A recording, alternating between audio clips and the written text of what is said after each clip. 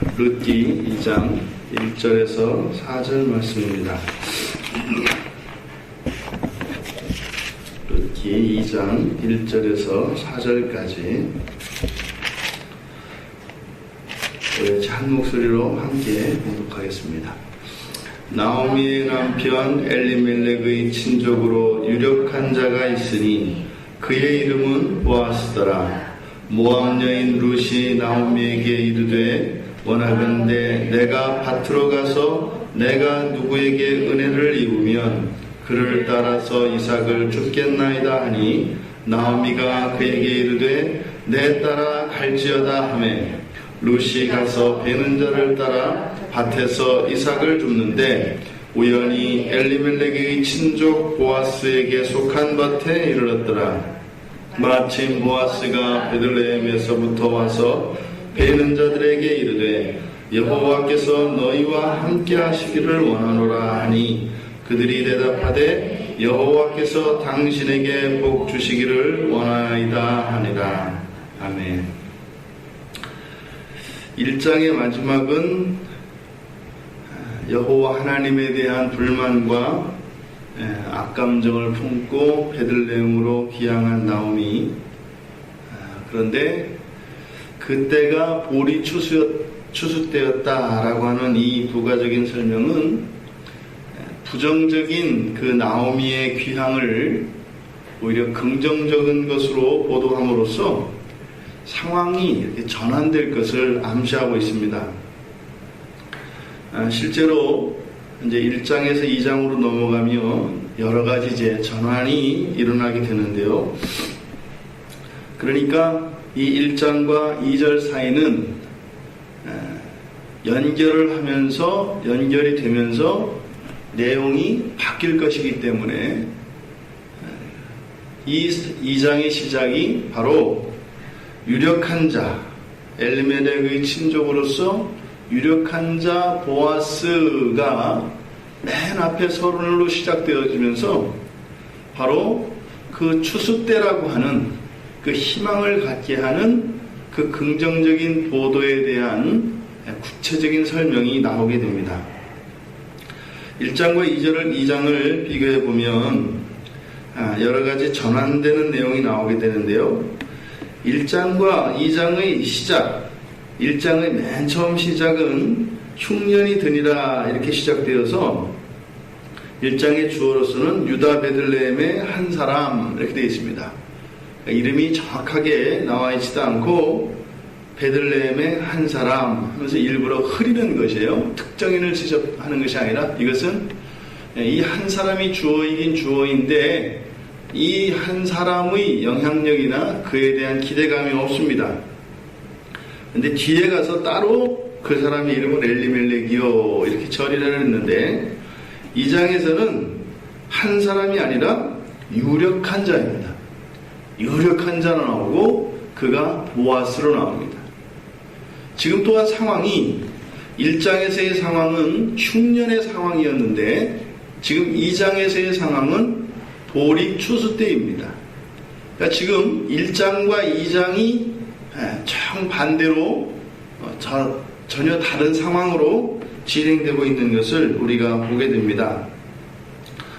또한 1장에서 주어로 나오는 것은 1장과 2장에서 또 바뀌는 것은 나오미와 룻의 관계인데요. 1장에서는 나오미가 엘리멜렉의 뒤를 잇는 그 주권의 계승자로 나오미가 거론이 되는데 그래서 나오미가 주어로 나옵니다. 그런데 2장에서는 이제는 나오미가 아니라 룻이 주어로 나오게 됩니다. 물론 2장의 뒤에 부분에 가면 나오미를 통해서 다시 한번 아직 끝나지 않은 상황이 이제 3장으로 넘어가게 되는데요. 어찌하였든 2장에서부터 주인공은 나오미에서 룻으로 바뀌고 있다는 것을 우리가 알 수 있게 됩니다. 이러한 상황에 대한 흉년에서 보리를 추수할 때로 그리고 엘리멜렉에서 보아스로 바뀌는데 엘리멜렉을 소개하는 내용이 베들레헴의 한 사람이라고 하는 부정관사로 취급한 이것이 이제는 2장에서는 정확하게 유력한 자라고 하는 전환, 그리고 나오미에서 룻으로 주어가 바뀌는 전환이 일어납니다. 이런 상황에서 2절에 룻과 나오미의 대화가 나오지요. 룻의 대화는 그런 겁니다. 제가 식량을 구하기 위해서 곡식 이삭을 주워오겠습니다. 지금 보세요. 1장과 2장의 상황은 아까 말씀드린 것처럼 1장은 흉년이었고 지금 2장은 시기적으로, 상황적으로는 지금 흉년이 아니라 추수 때란 말입니다. 그런데 나오미의 상황은 똑같습니다. 1장에 흉년이 들어서 지금 무엇인가의 도움이 필요한 상태, 그리고 지금 2장에서 비록 보리 추수 때이기는 합니다만 나오미와는 상관이 없습니다. 이제 모압에서 돌아온 시점이기 때문에 지금 앞날에 대한 염려가 있는 것은 똑같다 이 말입니다. 그런데 1장과 2장에서 현재의 생활고 이것을 극복하기 위해서 찾아내는 대안은 다릅니다. 1장에서는 스스로의 힘으로, 그러니까 자구적 노력으로 흉년에서 벗어나기 위해서 모압 땅으로 이주를 하였습니다. 그런데 지금 여기에서는 룻이 그 흉년, 배고픔을 면하기 위해서 곡식 이삭을 주스러 가는데 성경에서 뭐라고 이야기하냐면 이 룻의 대화의 특이점은 내가 누구에게 은혜를 입으면 이라고 합니다. 1장에서는 스스로의 힘으로 이 고난을, 이 환난을, 어려움을 극복하려고 하였는데 지금 2장에서는 은혜에 의지하고 있어요.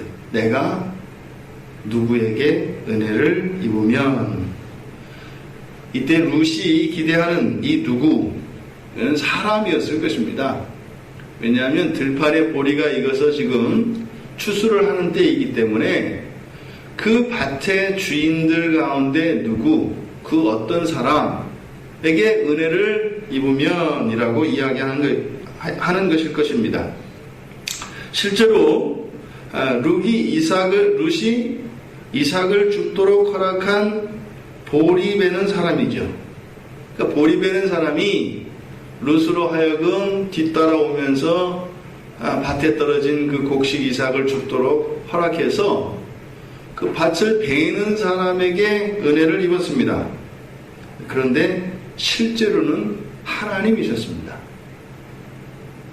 이것을 3절에서는 우연히라고 해요. 룻이 가서 베는 자를 따라 밭에서 이삭을 줍는데 우연히. 지금 2절에서는 나오미가 나가서 누구에게 은혜를 입으면 이삭을 줍겠다고 이야기하고 나오미의 허락을 받아서 나왔는데 3절의 시작에 베는 자를 따라 밭에서 이삭을 줍는데 베는 자의 은혜를 입었습니다. 그런데 우연히라고 하는 말을 사용합니다. 근데 이 성경에서 우연히라고 하는 것은 하나님의 섭리의 방편입니다. 그러니까 우리가 하나님을 알지 못하는 사람들은 그것이 행운이거나 이것은 정말 누구에 의해서 이루어진 것이 아니라 이것은 어느 누구의 어떤 주도적인 것이 아니라 의도적이지 않은 결과를 우연이라고 이야기를 합니다. 그런데 성경에서 우연은 하나님이 일하시는 방식입니다. 그것을 하나님의 섭리라고 하죠. 그것을 보증하듯이 4절에 보면 보아스가 돌아와서 베는 자들과 인사를 주고받는 장면이 나와요. 마침 보아스가 베들레헴에서부터 와서 베는 자들에게 이르되 뭐라고요? 여호와께서 너희와 함께 하시기를 원하노라. 이 말은 뒤에서 지금 룻도 듣고 있습니다. 보아스가 이 말을 한, 축복을 한 대상은 자기의 밭에서 추수를 하고 있는 베는 자들이었지만 지금 거기에서 실제적으로 더 은혜를 경험하고 있는 것은 뒤따라오는 룻이었단 말이에요. 근데 그것으로 끝나는 게 아니라 그들이 대답하되 여호와께서 당신에게 복 주시기를 원하나이다. 또 이 사람들이 보아스에게, 일꾼들이 보아스에게 여호와께서 당신에게 복 주시기를 원하나이다 했을 때 이것은 룻의 마음속에서 일어나는 인사였을 것입니다. 어쩌면 보아스와 일하는 사람들 사이에서 주고받은 인사는 그저 형식적인 인사일 수 있어요. 이미 여호와 신앙으로 살아가는 이들에게 늘 샬롬을 구하고 축복을 하는 것은 이것은 일상이고 의례적인 인사였습니다. 그러니까 그것은 그들의 삶 속에 뿌리 깊이 여호와의 은혜에 대한 그런 중심 사상이 분명히 있었던 것은 틀림없습니다만 지금 이 장면에서 정말 여호와께서 함께 하시기를 원하노라, 여호와께서 복 주시기를 원하나이다 라고 하는 이것은 지금 배는 자들의 입장이 룻의 입장이었을 거다 이 말입니다. 거기서 이삭을 줍고 있는데 주인이 와서 여호와께서 너희와 함께 하시기를 원하노라 했을 때 룻이 어떻게 했어요? 아, 이분이 주인이구나 했을 때 여기서 이삭을 줍는, 그래서 조금 전에는 그 배는 자들에게 느꼈던 감사가 주인인 보아스에게 느꼈을 것이다 이 말입니다. 근데 그 주인이 와서 여호와가 함께 하시기를 원하노라 하였을 때 룻의 마음속에서는 큰 감사가 있었을 것이다 이 말이에요. 근데 룻이 보아스에게 말할 수 있는 처지가 아니지요. 그때 배는 자들이 당신에게 복 주시기를 원하시나이다 했을 때 이것이 룻의 고백이었을 거다 이 말입니다.